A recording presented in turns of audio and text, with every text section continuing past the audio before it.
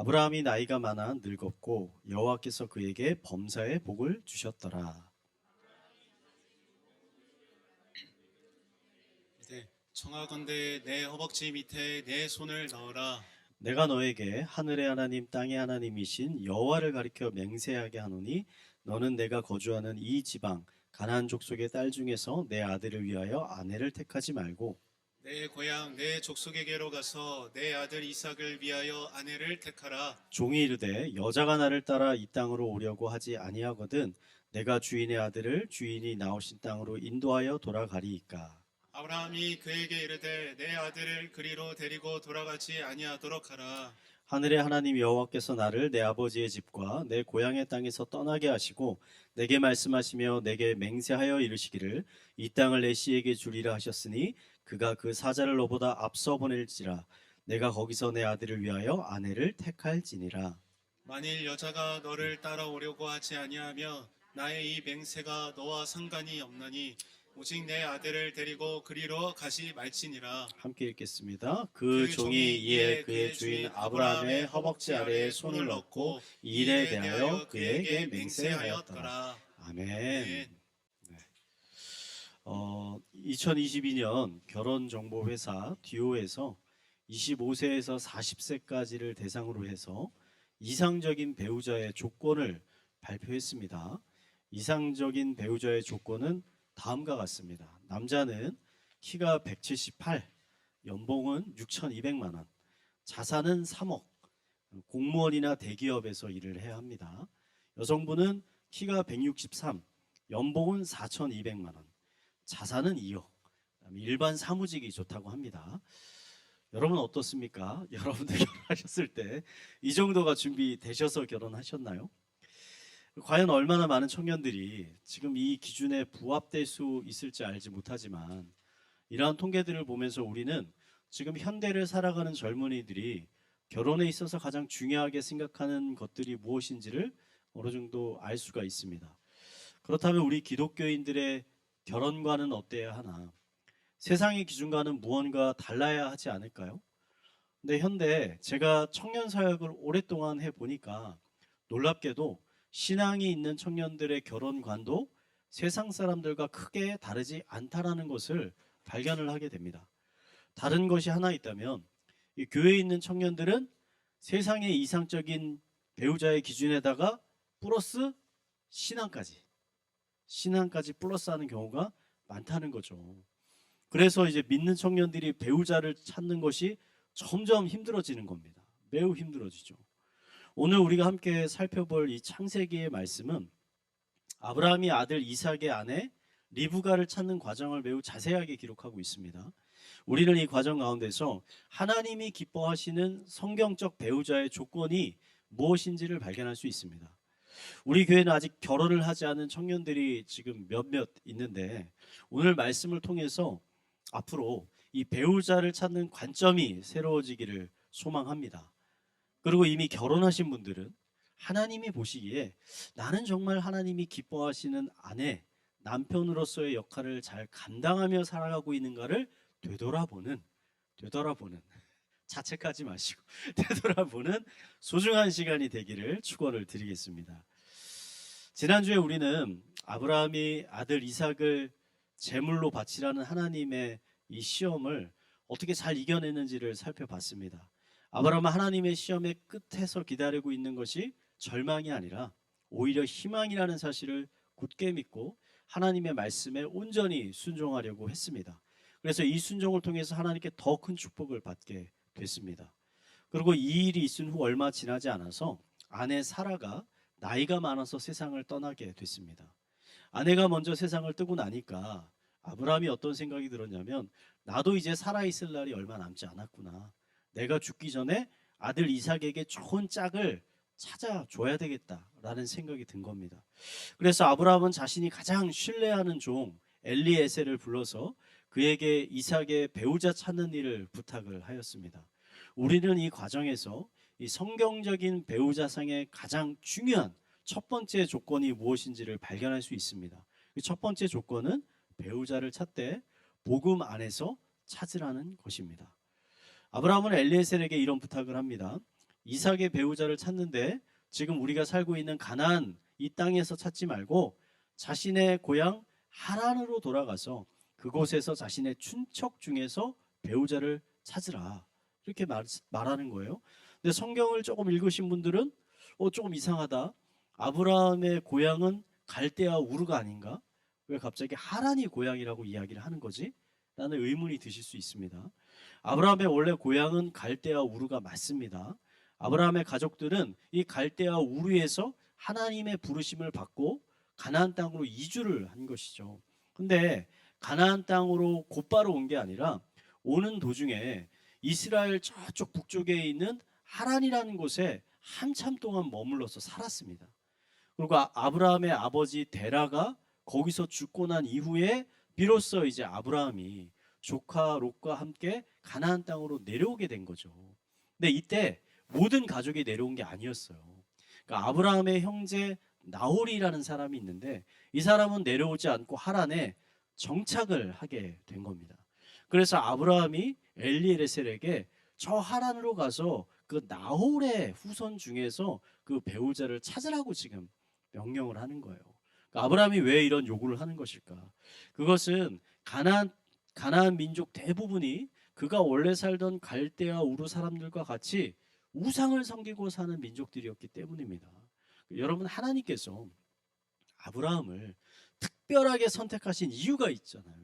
이유가 뭐냐면 이런 우상들로부터 벗어나서 이제 하나님만 예배하는 그런 민족을 만들기 위해서 아브라함을 특별히 선택을 하셨는데, 만약 이삭이 가나안 이방 여인과 결혼을 해서 그 자식들이 똑같이 우상 숭배자가 된다면 하나님의 이러한 부르심이 모두 의미 없는 일이 되어 버리는 거잖아요.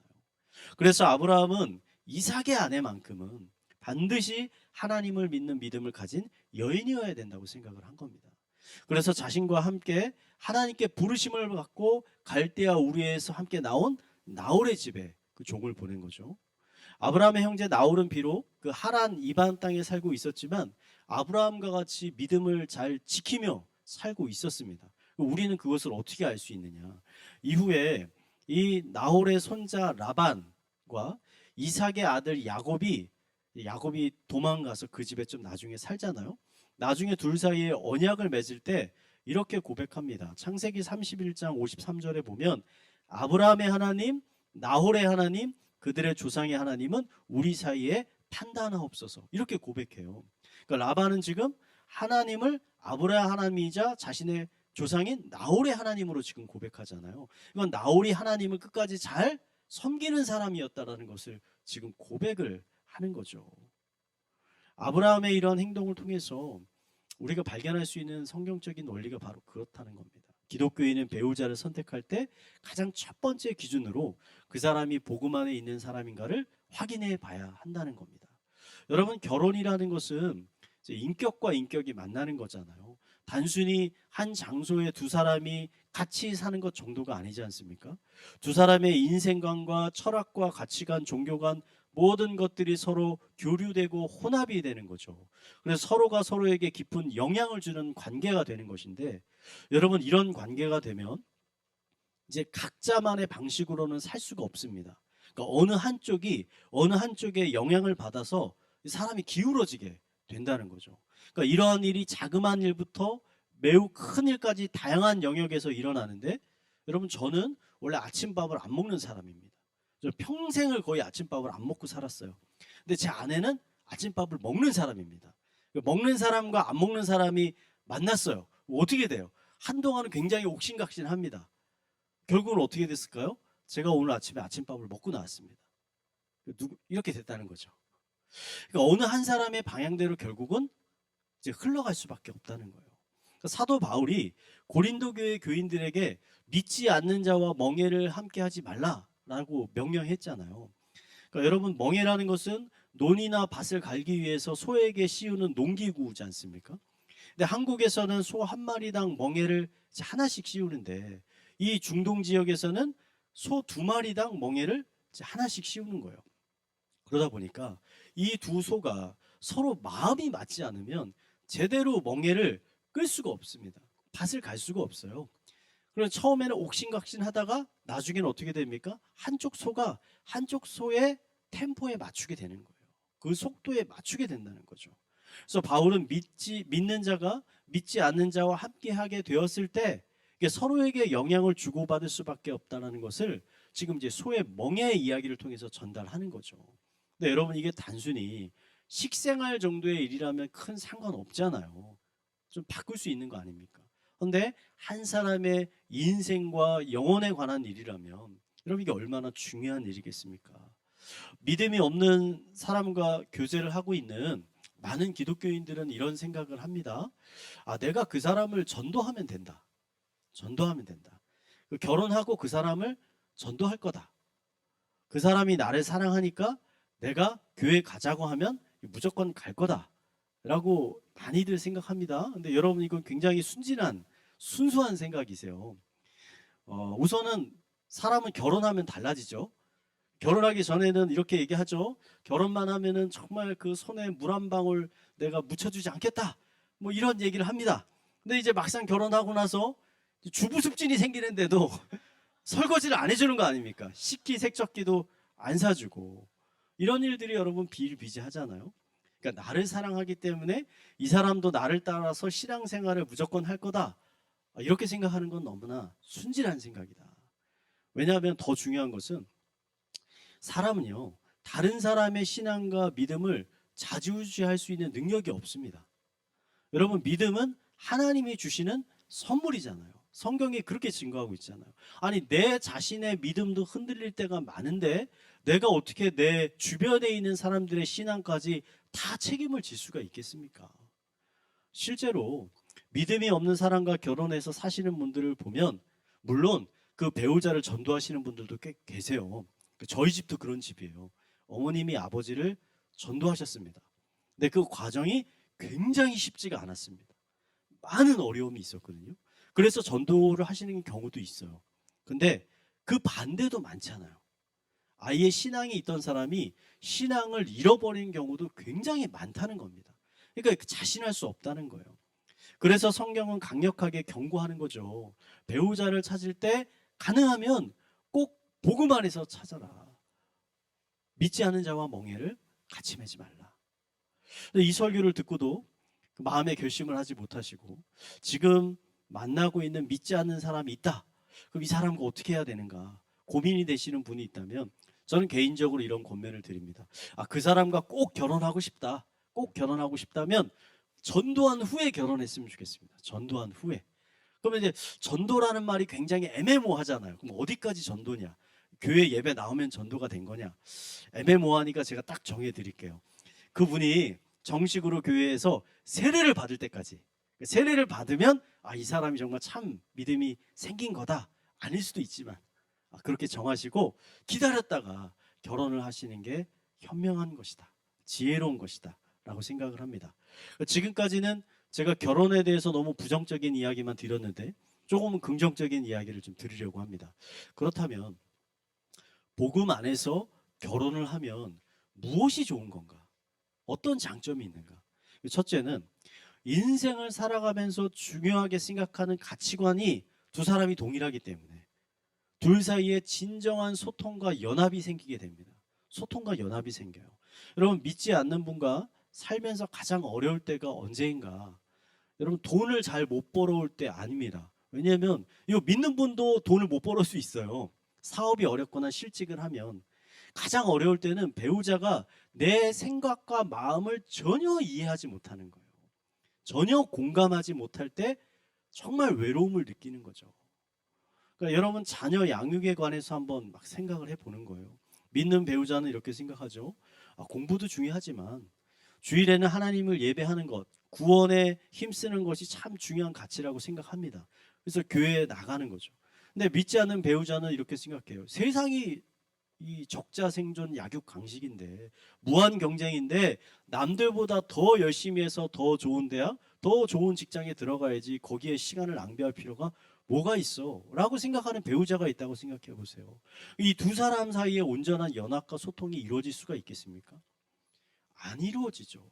많은 갈등이 있겠죠. 어려운 일이 되겠죠. 오늘 무슨 음식을 먹을까? 무슨 옷을 입을까? 앞으로 어떤 차를 살까? 이런 것들은 얼마든지 그 각자의 기호에 따라서 선택할 수 있습니다. 두 사람이 연합하는데 큰 방해가 되지는 않습니다. 하지만 인생의 중요한 가치를 가지고 있는 것에 대해서 서로 가치관이 다를 때 부부가 한 침대에 있으면서도 전혀 하나됨을 느끼지 못하게 된다는 겁니다.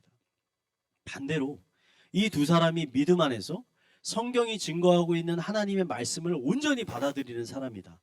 그러면요, 두 사람에게는 어떠한 일이 일어나냐면 이 세상 그 누구도 끊을 수 없는 강력한 유대감이 형성이 되는 겁니다. 그리고 그 유대감을 통해서 그 가정에 더 큰 사랑과 애정이 넘쳐나게 되는 거예요. 만약에 남편과 아내 두 사람 모두 믿음 안에 있는데 불구하고 믿음 안에 있는데도 불구하고 가정의 이런 부부 사이에 연합과 유대감이 잘 이루어지지 않는다, 누리고 있지 않다, 뭔가 문제가 있는 것이죠. 어떤 문제가 있을까요? 창세기 2장 24절에는 이렇게 말씀합니다.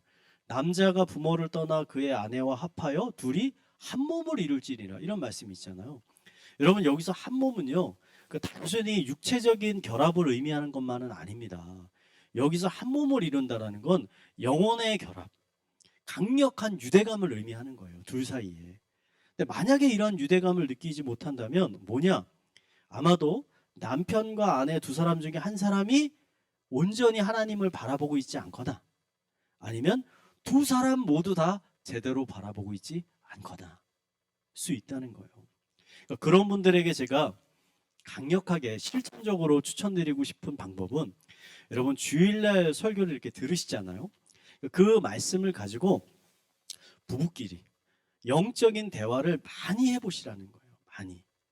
그러니까 말씀이 나누어지게 되면 어떤 일이 일어나면 우리들의 심령 가운데 있는 성령님이 역사하기 시작합니다. 왜? 하나님의 말씀이 나누어지니까. 그리고 성령이 역사하면 어떻게 됩니까? 자연스럽게 이 성령이 임재하고 있는 사람들 간의 연합이 일어나는 거예요. 그 안에 성령님들이 다 계시니까. 그래서 우리가 다락방 모임을 하는데 말씀을 나누면 그런 연합과 유대감이 자연스럽게 생기지 않습니까? 근데 여러분, 교회 안에서 다른 성도님들과의 나눔도 중요한데요, 더 중요한 게 뭐냐면 가족들 간의 이런 대화예요. 가족들 간에. 혹시 이제 내 배우자가 믿음이 없으신 분들은 우선 이런 믿음을 가지고 있는 다른 가족들과 대화를 시작해 보시면 좋아요. 내 부모도 있을 수 있고, 내 형제도 있을 수 있고, 내 자녀가 있을 수도 있잖아요. 그들과 이런 영적인 대화를 많이 나누는 거죠. 많은 가정들이 이 신앙의 전술을 실패하는 이유가 뭐냐면 이런 가족들 간의 영적인 대화가 단절됐기 때문이에요. 이상하잖아요. 부모도 교회를 다니고 자녀도 교회를 다니는데 집에 오면 둘 사이에 영적인 대화가 전혀 없어. 뭔가 이상한 것 아닙니까? 분명히 믿는 자가 있을 때는 그 안에 성령님이 계시는데, 예수님이 계시는데. 여러분, 영적인 대화가 풍성해지면 풍성해질수록 여러분 그 가정에 사랑이 더 넘쳐나게 됩니다. 우리 옆에 분에게 이렇게 한번 고백합시다. 가족들과 영적인 대화를 합시다. 네. 성경적 배우자의 두 번째 조건은 뭐냐면 여러분, 섬기는 사람입니다. 섬기는 사람.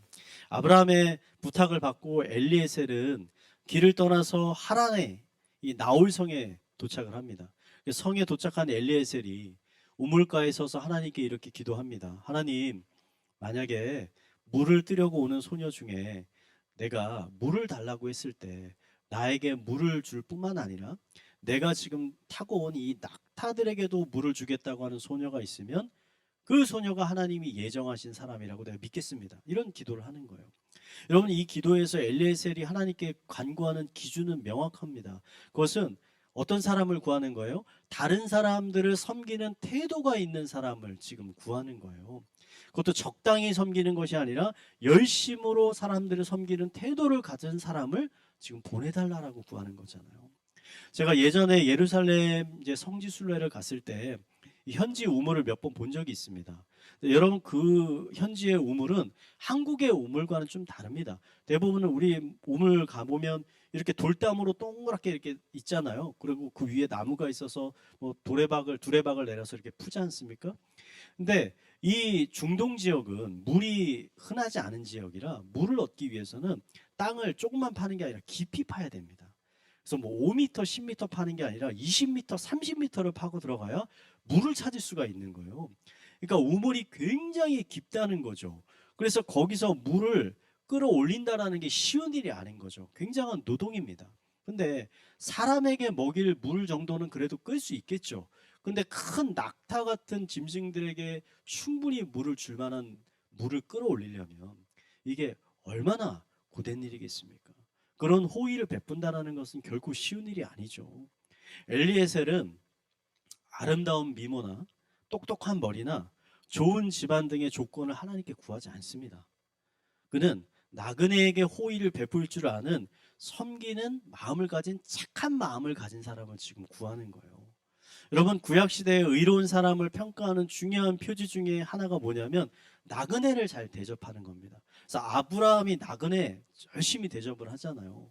그러니까 나그네를 잘 대접한다라는 것은 주변 사람들을 사랑으로 잘 섬기는 사람이라는 의미예요. 이것이 하나님이 중요하게 기뻐하시는 성품 중에 하나라는 거죠. 왜냐하면 여러분, 예수님께서 율법의 완성을 뭐라고 하셨나요? 하나님과 내 이웃을 내 몸과 같이 사랑하는 거라고 했잖아요. 그러니까 여러분, 기독교인은 이러한 사랑을 가장 잘 베풀어야 되는 사람인 거죠. 그 베풀어야 되는 대상이 바로 내 배우자와 가족, 이웃이라는 겁니다. 근데 가끔 믿는 분들 중에 이런 분들이 계십니다. 교회에 와서 성도님들에게는 너무나 작고 너무나 유머러스하고 너무나 친절한 사람이에요. 근데 집에 있는 가족들한테는 돌변하는 거죠. 집에 가서는 아무 말도 안 해요. 유머도 안 해요. 무서워요. 밥만 달라 그래요. 아주 매정한 모습을 보이는 사람들. 도대체 어떻게 봐야 되는 것일까? 여러분, 이런 것들은 옳지 않은 것입니다. 아무리 교회에서 신앙생활을 우리가 열심히 하더라도 우리가 가정에 돌아가서 가족들을 사랑하지 못하고 가족들을 슬프게 한다면 여러분, 이건 하나님을 절대 기쁘시게 하지 못하는 것이죠. 하나님은 사랑이라 하셨잖아요. 사랑이신 하나님은 우리가 더욱 사랑을 나누고 베풀기를 원하십니다. 그리고 특별히 하나님이 우리에게 주신 가장 큰 선물인 가족들을 우리가 깊이 사랑하기를 원하시는 거죠. 믿는 자들의 가정 안에 여러분, 이런 사랑이 넘쳐날 때 안 믿는 사람들이 그 가정을 보고서 자연스럽게 하나님을 발견하는 거죠. 하나님의 사랑을 경험하게 되는 거죠. 우리 옆에 분에게 이렇게 고백합시다. 가족을 더욱 사랑하겠습니다. 네, 꼭 사랑하십시오. 집에 가서 유머러스하게 유머도 하시고 밥만 달라고 하지 마시고 설거지도 하시고. 네. 엘리에셀이 기도한 지 얼마 지나지 않아서요, 한 아리따운 소녀가 왔습니다. 그 소녀는 엘리에셀이 기도한 대로 모두 행했어요. 엘리에셀이 자신의 기도 응답이 딱 일어나니까 마지막 하나만 확인하려고 했습니다. 그 소녀의 가족에 대해서 족보를 묻는 거죠. 왜냐하면 친족 중에서 찾으라고 했으니까. 본래 아브라함은 그래서 24절에 소녀가 뭐라고 대답한, 자기는 나홀이 낳은 아들 부두엘의 딸이다. 그러니까 나홀의 손녀라는 거죠. 이렇게 이야기했어요. 이 소녀가 아브라함의 친척인 것이 딱 드러나니까 엘리에셀이 기도 응답을 받은 거죠. 모든 것이 하나님의 인도하심 아래 있었다는 걸 확실하게 됩니다. 그래서 소녀의 아버지 부두엘을 찾아가서 지금까지 있었던 일들을 다 설명합니다. 그리고 리브가를 이삭의 아내로 달라고 요청하죠. 그러자 이 말을 들은 이 부두엘과 리브가의 오빠 라반, 나중에 야곱 때 또 등장하죠. 이 라반이 이렇게 대답합니다. 24장 50절인데 라반과 부두엘이 대답하여 이르되 이 일이 여호와께로 말미암았으니 우리는 가부를 말할 수 없노라. 부두엘은 자신의 딸을 이삭의 아내로 주기로 결심했습니다. 여기까지의 사건을 살펴보면 우리는 마지막으로 중요한 진리를 하나 발견하게 됩니다. 그것은 우리가 하나님의 뜻대로 배우자를 찾으려고 노력할 때 하나님께서는 그런 배우자를 찾게 하여 주신다는 겁니다. 여러분, 아멘이십니까? 여러분, 아브라함은 부자였습니다. 얼마든지 자신이 사는 곳 근처에서 며느리를 찾을 수 있었습니다. 능력이 있었어요. 오히려 그 근처에서 찾는 것이 아브라함과 이삭에게 훨씬 더 유익할 수 있었습니다. 유리할 수 있어요. 왜냐하면 아브라함은 지금 가나안 땅의 나그네였기 때문입니다. 근처에 사는 유력한 가문의 딸을 며느리로 삼으면 앞으로 가나안 땅에서 지내기가 훨씬 더 수월할 수 있어요. 정치적으로. 훨씬 더 안전한 생활을 할 수 있었을 것입니다. 하지만 아브라함은요, 지금 세상이 주는 돈과 안정보다는 하나님이 원하시는 배우자상을 찾기를 원한 거예요. 왜냐하면 아브라함은 하나님이야말로 인생에 있어서 가장 안전한 방패요, 지극히 큰 상급임을 경험했습니다. 알고 있었기 때문이죠. 아브라함이 신뢰하는 종 엘리에셀은 이런 주인의 마음을 잘 이해하고 있는 사람입니다. 그래서 하나님이 기뻐하시는 뜻에 따라서 이삭의 아내를 찾았던 거죠. 그러자 하나님께서 그들의 기도에 딱 맞는 사람을 보내주셨다. 여호와 이레. 지난주에도 말씀드렸고 준비하시는 하나님. 우리가 그 뜻을 쫓아갔을 때 모든 것을 준비하는 하나님이시라는 거죠. 제가 청년들과 이성교제 상담을 하면서 가장 자주 들었던 말이, 제가 교제를 하고 싶은데요, 결혼을 하고 싶은데 목사님 괜찮은 사람이 없습니다. 내가 볼 때는 괜찮은 사람 많은데, 청년부 안에도. 근데 물어보면 괜찮은 사람이 없다는 거예요. 근데 이 괜찮다는 말의 기준이 세상적일 때가 참 많습니다. 물론 사람마다 개인적인 기호가 있기 때문에 어떤 것은 좀 타협이 어려울 수도 있습니다. 하지만 그런 기호보다 더 중요한 게 뭐냐면, 하나님이 기뻐하시는 신앙과 성품을 이 사람이 가지고 있냐라는 거예요. 사람을 선택할 때. 그러니까 정말 좋은 배우자는 우리 눈에 좋아 보이는 사람이 아니라 하나님 눈에 좋아 보이는 사람이 진짜 좋은 사람이라는 거예요. 사무엘이, 여러분, 사울 왕 대신에 새로운 왕을 세우기 위해서 이새의 집에 찾아갔잖아요. 그래서 이새가 아들들을 한 명씩 다 보여주지 않습니까? 그러니까 장남 엘리압이 처음에 딱 나와요.